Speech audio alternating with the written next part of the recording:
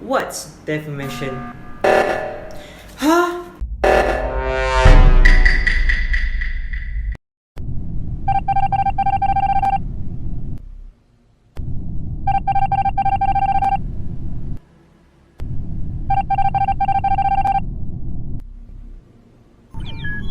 Hi, let me introduce myself. I'm WAHYUNI, here to explain about defamation based on law of thoughts. To put it simply, defamation is the action of damaging someone's reputation through oral or written communication. In Malaysia, the law of defamation is based on the English common law, which has been modified into Defamation Act 1957. It exists to protect a person's good name and reputation.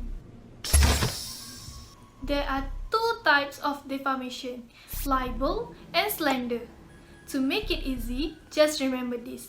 Defamation, slander is spoken, in print is libel. Libel is a defamation in a permanent form and visible that involves the act of publishing a statement about an individual either in a written form or broadcast over media platform that is untrue and threatens to harm the reputation of the targeted person. Broadcasting words by means of radio communication shall be treated as publication in a permanent form that constitutes libel.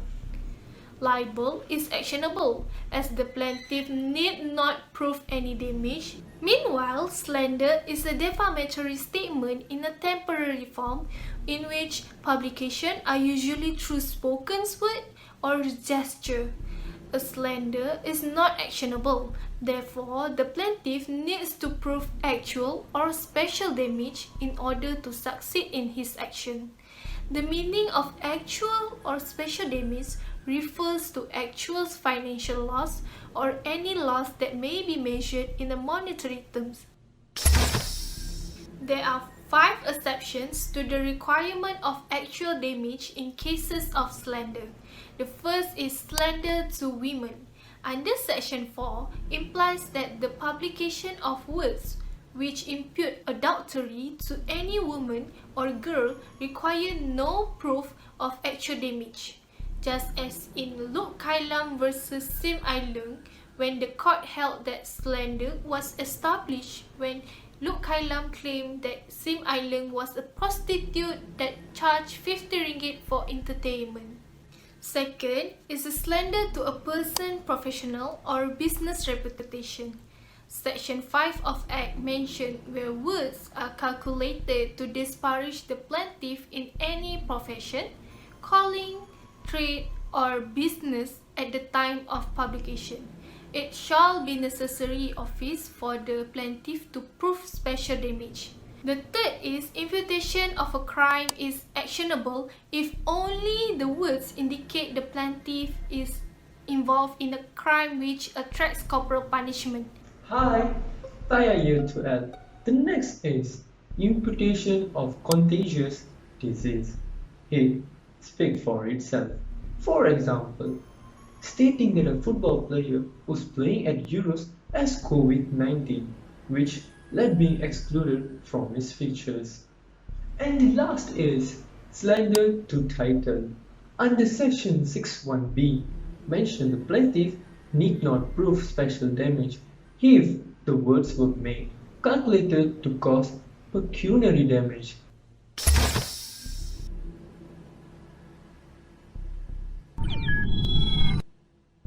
Hi guys, my name is HAIKAL. To prove defamation, the plaintiff must establish one of these 3 elements of defamation. First of all, let us take a look at words are defamatory. These are remarks that might damage someone's reputation. During trial, the court will look for the intention in words emitted, whether there is defamation being conveyed to the plaintiff, and if the words uttered have tendency to lower the estimation of the plaintiff. However, words will not be considered defamatory if uttered in anger, but it would be defamatory if uttered in a cold and meaningful way. There are 3 ways that words may be defamatory. The first way is by natural and ordinary meaning. What this means is, The words themselves can be easily understood by most people with ordinary intelligence and are not complicated. Of course, the words have the tendency to shun or avoid the plaintiff. One sample case related to this is the Institute of Commercial Management United Kingdom versus the New Straits Times Press in 1993. In this case, the plaintiff alleged that the New Straits Times Press had written an article saying they were a bogus educational institution. Although the words had a natural and ordinary meaning, the court held that it was unknown whether the readers actually believed the article. The next way is innuendo that arises from special facts known to the recipient of publication. To rely on a true innuendo, the plaintiff must prove the facts are to be defamatory to the plaintiff and are known to more than one person to whom the defendant did not say anything. Other external facts additional than defendant's words also need to be proven. The sample case that best represents this is the Lee Kuan Yew vs JB Jeyaretnam, in which the reasonings for JB Jeyaretnam acknowledgements of Lee Kuan Yew to be a better prime minister was held as defamation, as it implied that the PM had gained personal advantage from his position.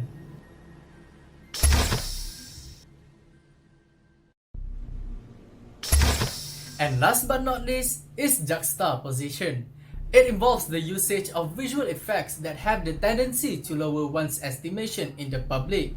For example, in this modern era, by using methods such as deepfake, posting edited bad-intentioned visuals, and placing one's picture in a pile of criminals. Is that me? Moving on, the best case to illustrate this is Monsoon vs Tussauds in 1984. In this case, the plaintiff sued the defendant for trying to accuse him of committing a crime by putting together the statue of the plaintiff alongside other criminals.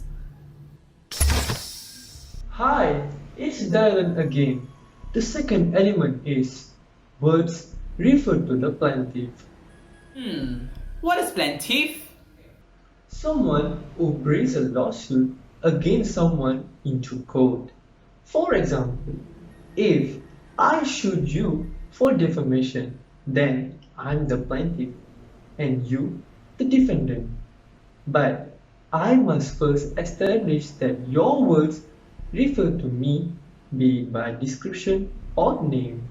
In this case of Atif bin Ali versus Josephine Doris Nunes and UMNO, plaintiff and all UMNO Ulai members claim that the publication regarding unpersuaded claim and writ against Dato Rahim Tambiche resulted in other parties to avoid them for supporting an adulterer. The court held that the name of UMNO did not appear on the writ, and Dato Rahim was the one defamed if he wanted to make any claims. And the last element of defamation is words have been published. Publication itself means dissemination of defamatory words or materials to the third party other than the plaintiff. However, there is a hidden risk. If the defamatory words are not known to any others except the plaintiff himself, then the defendant's words cannot injure the plaintiff's reputation. Therefore, publication does not arise. Due to that, let's look the factors need to be considered. And the first is the language used is understood by the third party. Next is the plaintiff must be able to specify what exactly was said or written by the defendant, just like in Joyce Salase versus Medical Laboratory Private Limited versus UMNO.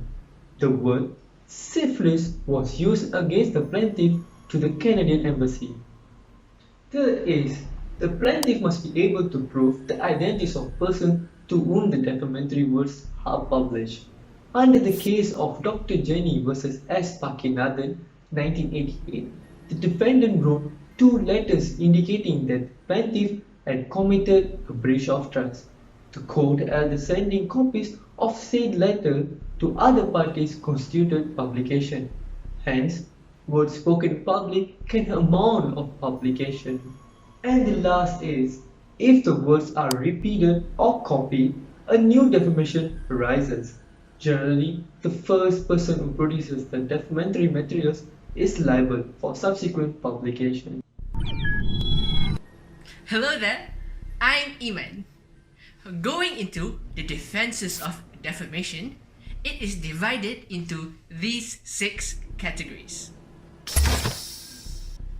The first defense is consent, in which a plaintiff who gives his consent for either express or implied publication cannot hold the defendant liable. For instance, a plaintiff who consents to being interviewed and knows that the contents will be published in either a journal or a magazine. The defendant must prove such consent for his defense to succeed. The best case to represent this scenario is Cookson vs. Harwood in 1932. The next defense is justification or truth, which is an absolute defense that even malice cannot defeat. To rely on this defense, a person must prove that the defamatory words are at least substantially true. Here's a scenario. Ali told Abu that Ahmad takes bribes. If Ali is sued by Ahmad for defamation, Ali has justification if only he can prove that his statement is true. The best case to represent this is Abdul Rahman Talib versus Srinivasagam, in which the defendant alleged that the plaintiff, who is a government minister, had received money to his personal advantage. The defendant managed to prove the truth of receipt of money. Hence, the defense of justification was successfully raised against the plaintiff. The third defense is fair comment. A fair comment may be defined as a comment which a fair-minded man holding strong views could have honestly, that may absolve the defendant from any liability. For this defense to succeed, the following elements must be satisfied by the defendant, which are: the defamatory words must be comments as opposed to statements of facts. The comments must be based on facts proven to be true, they must be fair, and they must be an issue of public interest. However, this defense will fail if the defamatory words were published with malice. Let's take a look at this case here, in which the defendants alleged that the plaintiff robbed the public and was a kafir. The defense of fair comment failed as these were just allegations of facts, not of opinions. Hi guys, I'm PRASHANTH Gandhi here, and I will continue to fourth defense, which is privilege. There are 2 types of privilege, qualified and absolute. Qualified privilege is divided into 2. The first, statutory qualified privilege. The parties entitled to rely on statutory qualified privilege are newspapers and broadcasting stations. Newspapers are defined in Section 2 of Defamation Act, consists of any paper containing public news, mainly of advertisements. The other one is common law qualified privilege. There are circumstances that allow a person to make defamatory remark due to public policy and convenience in life. The privilege is conditional because the individual must demonstrate that he was not malicious at the time of publishing and he did not exceed the bounds of privilege. The recognized circumstances are as follows. First, the statement made are by parties who have mutual interest over the subject matter. Second, the statements are made to fulfill a legal, moral, or social duties. Third, the statement made to protect one's own interest or property. Lastly, statement made to relevant authority in order to settle public nuisance or dispute. Back to absolute privilege, which is more within the administrative system. Absolute privilege is given to the statements made during parliamentary debates and proceedings, which are not questionable in any court of law. It can be seen in Abdul Rahman Saleh vs. Srinivasagam 1965, in which a defamatory statement made during the parliamentary debates is not actionable, but if the same remarks is repeated outside the parliament, the privilege is seized. Fifth defense is unintentional defamation. When a person unintentionally and innocently publishes defamatory material for another person, he may apply defense of unintentional defamation provided by Section 7 of Defamation Act. If there is misleading suggestion, the publisher must prove that first, he did not intend to publish them. Second, he did not know the circumstances in which the words could be referred to the plaintiff. And lastly, he had exercised all the reasonable care in the relation to the publication. These are the words that defame the plaintiff in a true innuendo. The publisher can claim the innocent publication if he can show that he did not know of the circumstances in which the word might be understood to defame the plaintiff, and he had exercised all reasonable care in relation to the publication. The last defense is innocent dissemination. A person who participates in publication of a defamatory article is subject to sue.